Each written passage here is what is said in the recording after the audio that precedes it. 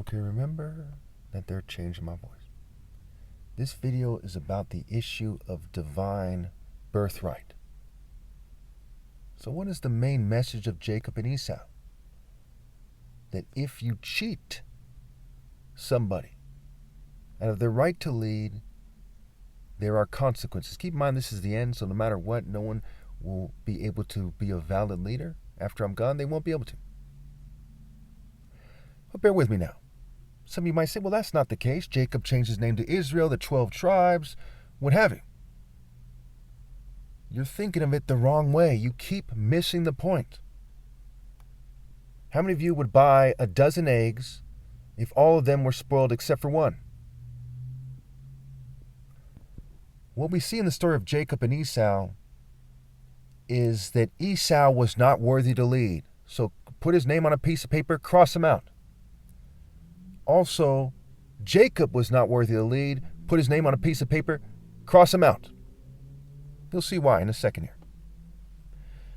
Jacob changes his name to Israel. Now keep in mind, this story is figurative to begin with. You'll see what I'm saying. This is a story with a moral.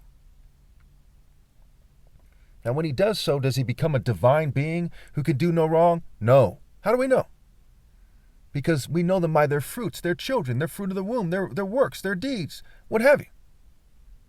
His children start misbehaving into next week. Why? Because it's in his spirit, his soul.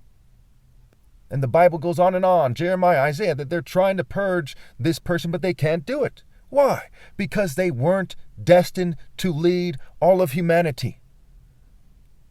The idea of somebody who's loyal to God, who's a true son of God, a true son of Noah, a true son of Abraham, a true son of Nimrod. Okay, that's the idea. Amos 9:7, are you not the same to me as the children of Israel? Excuse me, are you not the same to me as the Cushites, O children of Israel? We see it in Galatians, right? There's no Jew or Gentile. So what is the message there in the Old Testament? You shouldn't need the New Testament to get that message. Right, Proverbs 17, a prudent servant will rule over a disgraceful son.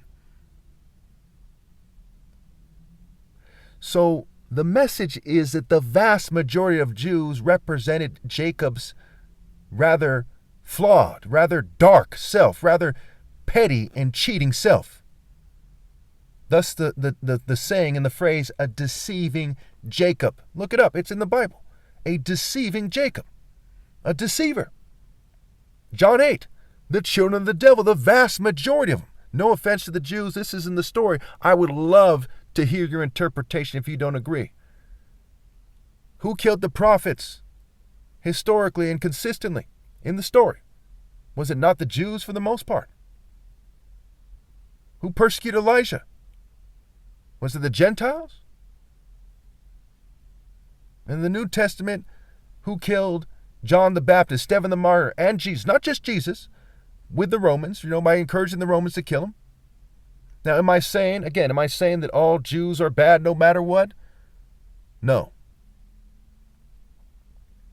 But I'm saying the moral of their story, which many of them agree, is that the vast majority of Jews were doing the wrong thing. And when you follow that train of thought to its finish, the kingdom is taken away from. Before the New Testament is written, it's already understood that the kingdom of heaven is taken away from. First of all, it didn't start with them. It started with Adam. Then went to Noah. Noah was not a Jew. It then at some point goes to Nimrod, who's also not a Jew. Then it goes to the Jew. So you think it's okay to cheat these people out of leading all of humanity? Okay? Or to take that right from them, but not take the right from the Jews? It says right there in Proverbs that yes, it is fair for a prudent servant who's in the spirit of universal pinpointed moral precision to rule over a disgraceful son. Whether they just barely redeem themselves or they're not redeemed and they're being trampled in hell. Look up Proverbs 17. It says it flat out. There's no way around that.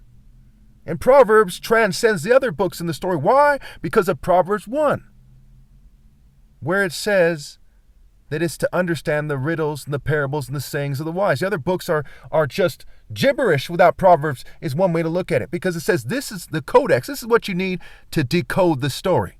You need to understand these proverbs. They're proverbs that aren't so complex that you can't use them to decode the story. You can use them to decode the story. And the covenant is with those who are obeying God, who acknowledge the idea in a story in its real life form, okay, which is not necessarily, we'll say to be diplomatic, with the Jewish people. Its real life form is there's somebody, Abraham, who's loyal to God, who God made a covenant with, that if he's in God's spirit and his descendants are, that they'll never fail to have somebody ruling, or sitting on the throne, what have you. His covenant is not with the flesh of the Jews. The spirit is everything. The flesh means nothing. When Gideon was chosen in the book of Judges, he said, why me? I'm from this insignificant group of people among the Jews. That didn't matter. Because of his heart, because of who he is, because of God's plan,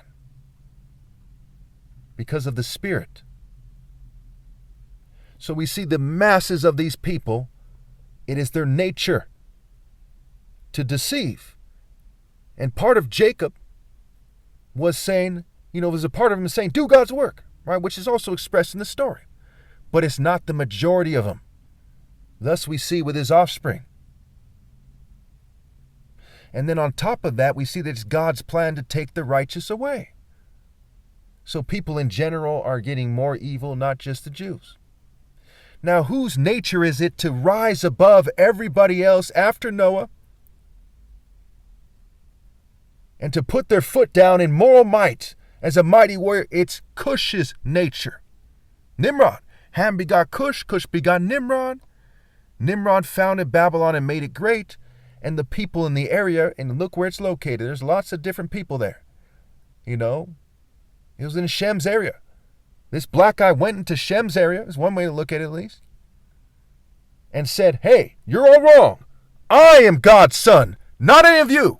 And God said, yes. He's a mighty warrior for the Lord, and you all know that. So it's the nature of Nimrod, of Ham, to produce some faction of Ham. Cush, Nimrod, the Ebos, and have a single person rise above everybody else, including other black people, and to say, I am set apart by God by his actions. Exodus 3:14, I am who I am. That's why you should believe me.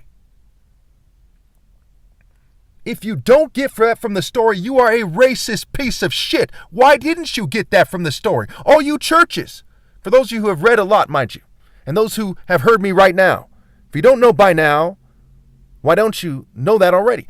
Why don't you know that? If you are in a church and you study this story again and again, why didn't you get that the first time? You think that people, because of their flesh, are chosen no matter what, and that God's limited to choosing one of them? How could you miss that in Proverbs? How could you miss that in Genesis 10? How could you miss that righteousness is greater than the flesh? And you think you're qualified to lead people? And if you knew that and you didn't have the heart, because you weren't in God's spirit, which gives you a spirit of sound judgment, of courage, then you're not in God's spirit to lead.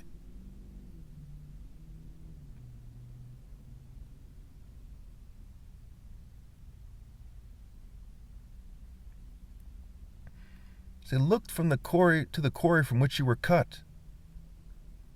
Before Abraham, I am. Do you need Jesus as a character in the New Testament to tell you that that's the case? What happens to those righteous Cushites, those righteous children of Nimrod? What happens to the righteous black people in the story? They're nowhere to be seen. And Jeremiah tells you why. You're nowhere to be seen in a sense. To some degree, there's Ebed, there's different guys here and there. But to some degree, why? Because the lying pen of the scribe has handled it falsely. Those same guys who were saying to Isaiah, Hosea, Amos, Jeremiah, Obadiah, Zechariah, Zephaniah, Malachi, you name it. Those same people were saying to them that they wanted them to shut up. We're also saying to people that they wanted people to follow their religions. So where did they go? Still here. Some of them are Orthodox Jews. Some are atheistic Jews. Some are Satanists. Some are LGBT. As soon as a Jew rallies to me and obeys God through me, I will tell that individual Jew that in that case they're going to heaven. As soon as I see that sincerity and truly know they've committed. If they give up on that, then they don't go to heaven. As soon as I saw my mom, who's part white, part Jewish, become blameless, as soon as I did the math, I said, you are going to heaven. There's a formula being used here, a religious formula. And I'm not racist. Key in my argument is that you know them by their works, not by their race, but you look to where you would expect to look.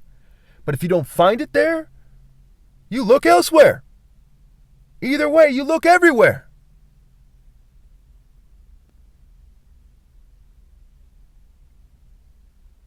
Who is the most qualified to be the heavenly warrior that defeats the beast? No offense to the Jews. I hope they scramble and repent and obey God their main time. There will be no valid leader of any race after I'm gone. I'm not a racial supremacist. I've said that many times. But who's qualified? Is it Frodo Baggins? Is it George Bush? Carlton? Bibi Netanyahu? Is it some rabbi you see on the internet? Or some rabbi in Israel or New York or Chicago or California or Brazil? Who is it? Is it somebody who treads lightly? Someone whose nature is to be meek? Or is it somebody of moral might? I am the heavenly warrior who defeats the beast. The Jews had their turn according to them in their story. Now, where is their Messiah? Where is someone comparable to the one whom much is given, much is expected? If you're going to say you're chosen because of you're a Jew, then prove it. Show us the moral works you said in the story yourself to Christ as a character. You said, by what authority are you doing these things? By what work can you show us to prove that you are who you say you are? I've been saying this for years.